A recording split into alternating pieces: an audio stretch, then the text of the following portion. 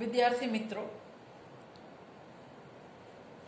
તમારે આ વર્ષે સેમેસ્ટર 1ની અંદર ખંડકાવ્યનું સ્વરૂપ ભણવામાં છે, જેની અંદર સ્વરૂપ અને લક્ષણો એ તો તમે તમારા અભ્યાસક્રમમાં જે ટેક્સ્ટબુક છે શ્રેષ્ઠ ગુજરાતી ખંડકાવ્યો ચીનુ મોદી અને સતીશભાઈનું જે સંપાદન છે એમાંથી પણ તમે ભણી શકો, વાંચી શકો. અને વેકેશન પછી હું ખંડકાવ્યના લક્ષણો વિગતે કરાવીશ. અત્યારે જેમાં તમને વધારે મુશ્કેલી છે, જે કોઈ ભણાવતું નથી, એ ટોપિક જે તમારું એકમ 2 છે, ખંડકાવ્ય અને ટૂંકી વાર્તાના સ્વરૂપ વચ્ચે શું સમાનતા છે અથવા તો એ બે વચ્ચે શું સંબંધ છે, એવો જે એક તમને ટોપિક આપ્યો છે એના વિશે આજે હું તમને વાત કરીશ. હું ને તમે બધા જાણીએ છીએ કે દુનિયા માત્રનું સાહિત્ય મુખ્ય 3 ધારામાં લખાય.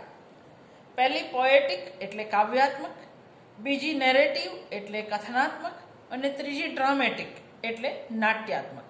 આ કાવ્યાત્મક, કથનાત્મક અને નાટ્યાત્મક જે ધારાઓ છે એની અંદર આપણું બધું જ સાહિત્ય વહેંચાય. તમે વાર્તા અને નવલકથા હોય તો તમે કથનાત્મક કહેશો, ખંડકાવ્ય, આખ્યાન કાવ્ય, ગઝલ, સોનેટ આ બધાને તમે કાવ્યાત્મકમાં નાખશો, અને નાટક અને એકાંકીને તમે નાટ્યાત્મકમાં નાખશો.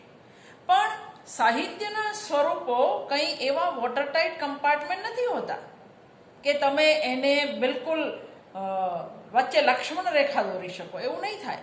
આ તો મેઘધનુષના રંગો જેવું છે, ક્યાં આગળ ભૂરો પૂરો થયો ને ક્યાં બીજો શરૂ થયો એ તમે કહી નહીં શકો.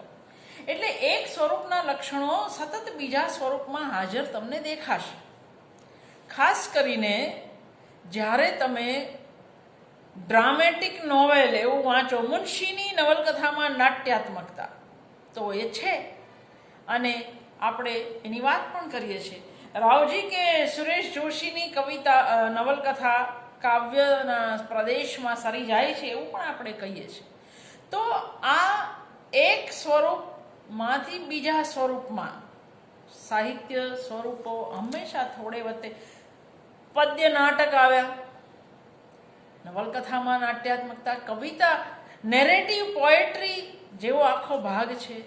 તો આનો અર્થ એ થાય કે તમે કોઈ પણ સાહિત્ય સ્વરૂપને બીજા સાહિત્ય સ્વરૂપ સાથે સરખાવી શકો. હકીકતે તમને વાર્તા અને ખંડકાવ્ય આપ્યું છે, તમને ખંડકાવ્ય અને આખ્યાન કાવ્ય પણ આપી શકે, કારણ કે બેવની અંદર ખ્યાત વસ્તુ હોય છે જે જાણીતી છે, પુરાણ ખ્યાત અથવા લોક ખ્યાત. તો આખ્યાનનું પણ એ જ લક્ષણ છે. તો આ સ્વરૂપ એકબીજા સાથે કઈ રીતે સંબંધ ધરાવે છે, એટલે એના કયા કયા લક્ષણો એવા છે જેને તમે બાજુ બાજુ પર મૂકી શકો. મૂળ વાત આટલી છે. તો 1, 2, 3 કરીને જ આપણે ખંડકાવ્યની વાત કરીશું. ખંડકાવ્યની અંદર આપણને ખબર છે વસ્તુ ખ્યાત હોય છે, કાં તો એ પુરાણ ખ્યાત હોય છે. દાખલા તરીકે અતિજ્ઞાન છે, વસંત વિજય છે, આ પુરાણ ખ્યાત વસ્તુ છે, વિષય વસ્તુ છે. મહાભારતમાંથી સીધા એ જ પાત્રોની કથા પણ કાંતના પોતાના દર્શન સાથે.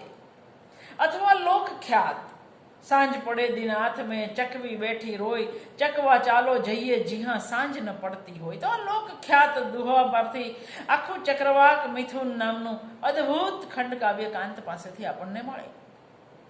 કલાપીનું ગ્રામ માતા એ પણ લોકોની અંદર જાણીતી વાર્તા. દયાહીન થયો નૃપ રસહીન થઈ ધરા, આ મૂળ વસ્તુ છે. પણ તમે કોઈ પણ ખંડકાવ્ય વાંચશો તો તમને દેખાશે કે એનો જે આરંભ છે એ કુતૂહલ પ્રેરક હોય હંમેશા. જવાબ લખતી વખતે આપણે દ્રષ્ટાંતો સાથે વાત કરીએ. જે રીતે અતિજ્ઞાનનો આરંભ થાય, ઉદગ્રીવ દ્રષ્ટિ કરતા નભશૂન્ય ભાસે, ઝાંખી દિશા જણાય અનિષ્ટ પાસે. કંઈક અનિષ્ટ નજીકમાં છે તો સદ્ય કથા પ્રવેશ, તમારો તરત જ કથા પ્રવેશ કરાવે તેવો આરંભ, ઉપાડ કાવ્યનો. તો ટૂંકી વાર્તાનું પણ આ જ લક્ષણ છે. ટૂંકી વાર્તાનો સર્જક જો સદ્ય કથા પ્રવેશ ન કરાવી શકે તો એ વાર્તા વાચક વાંચે નહીં. એટલે આપણે એવું કહી શકીએ કે સૂચક આરંભ, સદ્ય કથા પ્રવેશ કરાવતો કુતૂહલ પ્રેરક આરંભ ખંડ કાવ્યની જેટલી જરૂરિયાત છે એટલી જ ટૂંકી વાર્તાની પણ જરૂરિયાત છે. આ બેવ સ્વરૂપની અંદર આરંભ સદ્ય કથા પ્રવેશ કરાવતો કુતૂહલ પ્રેરક હોવો જોઈએ. આરંભે આમ તેમ આંટા મારવાનું સર્જકને પોસાય નહીં. ન ટૂંકી વાર્તાના સર્જકને પોસાય, ન ખંડ કાવ્યના સર્જકને પોસાય. મેં અતિ જ્ઞાનનો દાખલો આપ્યો, આવો દાખલો તમે ચક્રવાક મિથુનનો પણ આપી શકો. પ્રસરી રહી ચોપા શાખાઓ શૈલરાજની, ન જણાઈ જશે કેવી સંધ્યાએ મધ્ય આજની. એક સૂચન આપી દીધું અને બે વિરોધી તત્વ, કેવું એક નાનકડું પક્ષી ને સામે નિયતિ તત્વ, તો શૈલરાજની શાખાઓ, બે વિરોધી બળ વચ્ચે એકદમ નાનકડું પક્ષી અને સામે નિયતિ તત્વ, જેણે નક્કી કર્યું છે સાંજે જુદા થવા, એની વચ્ચેનો આ સંઘર્ષ. એટલે તમને તમારા માટે તરત જ સદ્ય કથા પ્રવેશ થઈ ગયો. પ્રકૃતિ વર્ણન દ્વારા કરે અથવા નૈનાથ નૈનાથ ન જાણો કે સવાર છે એવી માદ્રીની ઉક્તિ દ્વારા થાય વસંત વિજયનો આરંભ. ક્યાં છો કચ સખે કેમ હું દેખતી નથી એવી દેવયાનીની ઉક્તિથી દેવયાનીનો આરંભ થાય. પણ આરંભ હંમેશા કુતૂહલ પ્રેરક હોય. આ ખંડકાવ્ય અને ટૂંકી વાર્તા બેઉનું સરખું લક્ષણ છે. લક્ષગામિતા, આરંભ, મધ્ય અને અંતની એકતા જેટલી ખંડકાવ્ય માટે આવશ્યક છે એટલી જ ટૂંકી વાર્તા માટે પણ આવશ્યક છે. જો આરંભ ટૂંકી વાર્તાના તમામ ઘટકોની સંવાદિતાની વાત કરીએ ત્યારે આપણે આરંભ, મધ્ય, અંતની સંવાદિતાની પણ વાત કરીએ છીએ. એટલે આરંભ, મધ્ય, અંતની એકતા, સજીવ એકતા અથવા સંવાદિતા જેટલી ખંડકાવ્ય માટે જરૂરી છે એટલી જ ટૂંકી વાર્તા માટે પણ જરૂરી છે. સંઘર્ષ તત્વ બેઉમાં હોવાનું, ખંડકાવ્યમાં પણ અને ટૂંકી વાર્તામાં પણ. સંઘર્ષનો પ્રકાર જુદો હશે. બે પાત્રો વચ્ચેનો સંઘર્ષ ન તો ટૂંકી વાર્તામાં હશે ન તો ખંડકાવ્યમાં હશે. કારણ કે બેઉ સ્વરૂપનું એક મહત્વનું લક્ષણ જે છે તે આ છે. ખંડકાવ્યની અંદર પણ કોઈ પાત્રના આખા જીવનની વાત નથી થતી. કોઈ એક પાત્રના જીવનની કોઈ એક મહત્વની પળ, કટોકટી ભરી પળ, એની જ વાત થાય છે ખંડકાવ્યમાં હંમેશા. સહદેવના જીવનની એક જ પળ, આજે દ્રૌપદી સાથે છે અને આજે જ નિર્ણય લેવાનો છે. પાંડુના જીવનની એક જ પળ, આમાં અન્ય પળની વાત, આખા જીવનની વાત ખંડકાવ્ય કદી કરતું જ નથી. ટૂંકી વાર્તાની અંદર પણ પાત્ર વિકાસ, પાત્રનો જીવનનો આખો વિકાસ હોય, નાનાથી મોટા થાય એવું ક્યારેક ખત્રી જેવા બહુ જ મોટા ગજાના વાર્તાકાર એવું કરી શકે, તેજ ગતિ અને ધ્વનિમાં નાની કસ્તુરને યુવાન થતી બતાવી શકે. બાકી મોટે ભાગે ટૂંકી વાર્તામાં પણ કોઈ પણ એક પાત્રના જીવનની કટોકટી ભરી પળનું જ આલેખન હોય છે. કોઈ એક પાત્રનું જીવન જ અહીં દાવ પર લાગ્યું હોય છે. અન્ય પાત્રો સાથેના સંઘર્ષની અહીંયા કોઈ અવકાશ જ નથી. આ જે છે તે મન સાથેનો સંઘર્ષ છે અથવા તો પરિસ્થિતિ સાથેનો સંઘર્ષ છે, પણ છે તો એક જ પાત્ર. તો ખંડકાવ્ય પણ કોઈ એક પાત્રના જીવનની કોઈ એક પળની વાત કરે છે.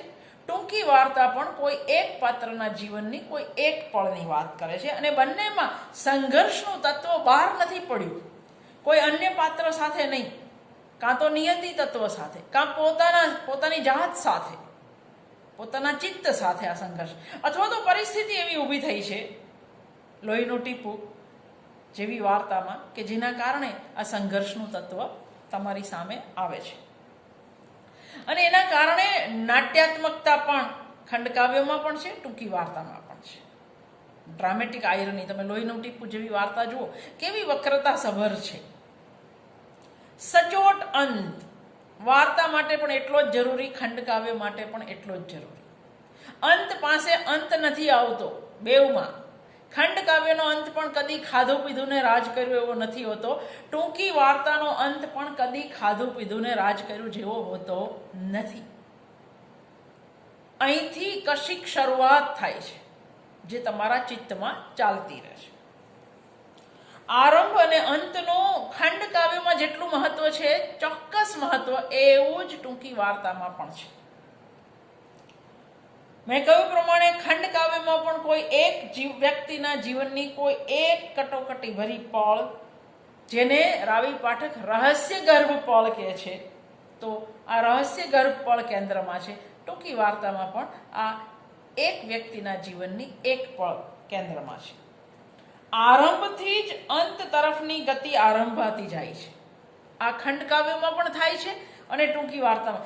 આરંભ જ એવો હોય છે કે એની ગતિ સીધી, એની જે લક્ષ્યગામીતા છે સીધી અંત તરફ છે. આ બેઉ સ્વરૂપમાં સરખું છે. અને અંત પછી આ બેઉ સ્વરૂપ આપણા મનમાં રમતા રહે છે. એ પૂરું નથી થતું. એટલે જ ફરી એકવાર કહું, અંત એટલે ખાધું પીધું ને રાજ કર્યું એવું ખંડ કાવ્યોમાં પણ નથી હોતું અને ટૂંકી વાર્તામાં પણ નથી હોતું. અંત પછી હકીકતે વાર્તા આપણા મનમાં આગળ ચાલે છે. ઘણી વાર તો અંત પાસેથી વાર્તા શરૂ થતી હોય એવું પણ બને. દાખલા તરીકે મધુરાઈની વટલાવાનો એક કિસ્સો. ખંડ કાવ્યમાં પણ જ્યાં અંત છે ત્યાંથી તમારા મનમાં એ આગળ ચાલે છે. આગળનું લક્ષણ બેઉનું સરખું. દરેક ઘટકની સંવાદિતા, સુશ્લિષ્ટતા ટૂંકી વાર્તાનું પણ મહત્વનું લક્ષણ છે અને ખંડ કાવ્યનું પણ બહુ જ મહત્વનું લક્ષણ છે. ખંડ કાવ્યના અંતે સર્જક બધું સ્પષ્ટ કદી નથી કરતો, માત્ર સૂચન કરીને અટકી જાય છે. સર્જક જો ફોડ પાડીને કહેવાનો લોભ રાખે તો એની કલાકૃતિને એ હાનિ પહોંચાડે છે. ઝંપલાવી પડી માદ્રી નરેન્દ્ર ભુજ મહી, પછી પાંડુનું શું થયું એ કેવા કાંત બેસે નહીં. એણે બેસવું પણ ન જોઈએ. આ જ વસ્તુ ટૂંકી વાર્તામાં પણ થાય. ટૂંકી વાર્તાને પણ આપણે વ્યંજના પ્રધાન સ્વરૂપ કહીએ છીએ. જો એનો સર્જક બધું જ કહી દે તો વ્યંજનાને વિસ્તરવાનો કોઈ અવકાશ રહેતો નથી. ભાવક માટે ટૂંકી વાર્તાના સર્જકે શક્ય એટલો અવકાશ છોડવાનો હોય છે. એટલે જે રીતે ખંડ કાવ્યનો સર્જક અંતે બધું નથી કહી દેતો, એ જ રીતે ટૂંકી વાર્તાના સર્જકે પણ બધું કહી દેવાનું નથી. મેં કહ્યું પ્રમાણે નરેન્દ્ર ભુજમાં ઝંપલાયા પછી માદ્રીનું કે પાંડુનું શું થયું એ સર્જક આપણને કહેવાનો નથી. એ જો આ સંયમ ન રાખે તો એની કૃતિ એટલી નબળી થાય. દાખલા તરીકે ચિત્ર વિલોપન ખંડ કાવ્યમાં નાવડી ડૂબી ગયાનો નિર્દેશ કર્યા પછી આરંભનું રૂપક ફરી પ્રયોજવાનો લોભ નરસિંહરાવ દિવેટિયા રોકી ન શક્યા, એટલે ખંડ કાવ્યનો અંત બોલકો બની જાય. આવું વાર્તામાં પણ થાય. ધૂમકેતુની ઘણી બધી વાર્તા અંત પાસે જઈને બોલકી થઈ ગઈ હોય એના દાખલા છે. માત્ર ધૂમકેતુ નહીં, ધૂમકેતુના સહોદરો આજે આપણી વચ્ચે પણ છે, જેને તમે ક્યારે બધું કહી દેશો જ્યારે તમને વાચકની, ભાવકની પ્રતિભા પર ભરોસો ન હોય. એમ તમને એવું લાગે કે નહીં ઉકેલી શકે તો જ તમે બધું કહી દો. હકીકતે જે અવકાશ છોડવાનો છે, વ્યંજનાને વિસ્તરવાનો, એ વાર્તા માટે જેટલું જરૂરી છે એટલું જ ખંડ કાવ્ય માટે પણ જરૂરી છે. આદિ, મધ્ય અને અંતની સાથે જ સુરેખ લક્ષગામી ગતિ તથા લાઘવ. લાઘવ એટલે ટૂંકમાં કહેવું. આ બેઉને સરખું લાગુ પડે. આદિ, મધ્ય, અંત સાથે જ સુરેખ લક્ષગામી ગતિ, અંત તરફની ગતિ પણ લાઘવ સાથે.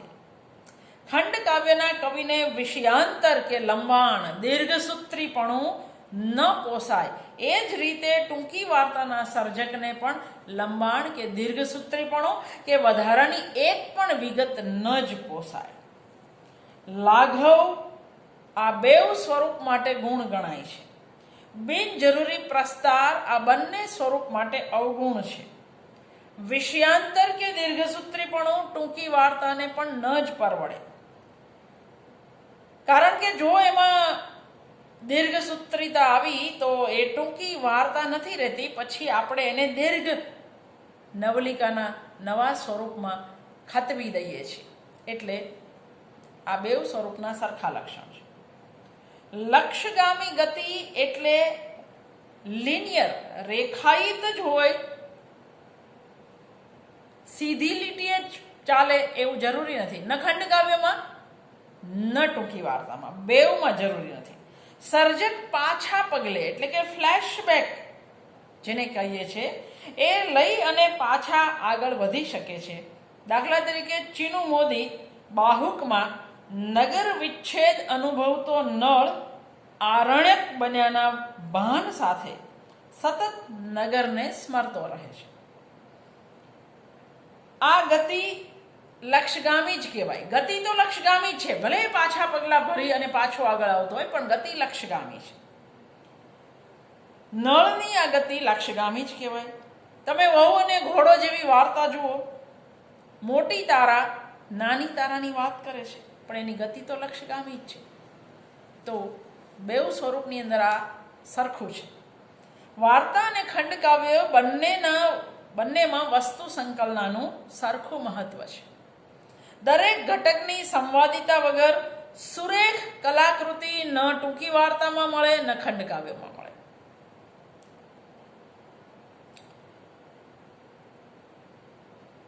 ચંદ્રકાંત ટોપીવાળાનું એક વિધાન છે ખંડકાવ્ય માટે: કાવ્યની પંક્તિએ પંક્તિએ ઉકેલાતી આવતી ગળીઓમાં અવનવી ભાત ઉપસતી આવે અને છેલ્લી પંક્તિએ પહોંચતા સમસ્ત સંદર્ભમાં એક આકૃતિ સિદ્ધ થાય. આ વસ્તુ તમે ટૂંકી વાર્તાના સ્વરૂપને પણ લાગુ પાડી શકો. આગળનું લક્ષણ: ખંડ કાવ્યમાં અને ટૂંકી વાર્તામાં પાત્ર વચ્ચે સંઘર્ષ નહીં દેખાય. બંને સ્વરૂપમાં મુખ્ય પાત્રની બે વૃત્તિઓ વચ્ચે અથવા નિયતિ સાથે અથવા બાહ્ય પરિસ્થિતિ સાથે સંઘર્ષ જોવા મળશે. વાર્તા અને ખંડકાવ્ય બંને સ્વરૂપનું અગત્યનું જો કોઈ લક્ષણ હોય તો તે છે લાઘવ. આ બંને સ્વરૂપ ત્રેવડની કળા જાણનારના હાથે, ત્રેવડની કળા એટલે જે પોતાને મળેલી ભાષાની શક્યતાને ઉત્તમ રીતે તાગી શકતો હોય, જેનામાં એ ત્રેવડ હોય, જે સર્જકમાં એટલી સર્જકતા હોય, એ જ સર્જકના હાથે ઉત્તમ ખંડ કાવ્ય મળે અને એ જ સર્જકના હાથે ઉત્તમ વાર્તા મળે. જે રીતે સારું ખંડકાવ્ય નબળા સર્જક પાસેથી નથી મળતું, એ જ રીતે ઉત્તમ ટૂંકી વાર્તા પણ નબળા સર્જકના બસની વસ્તુ નથી. એટલે આ બંને સ્વરૂપ ત્રેવડની કળા જાણનારના હાથે જ, ભાષાની શક્યતા તાગી શકનારના હાથે જ ઉત્તમ કલાકૃતિ નિપજી આવે. તો ટૂંકી વાર્તા અને ખંડકાવ્ય આ બે વચ્ચે શું સરખાપણું છે એની વાત આપણે જે તમારો એકમ નંબર 2 છે એની અંદર કરી.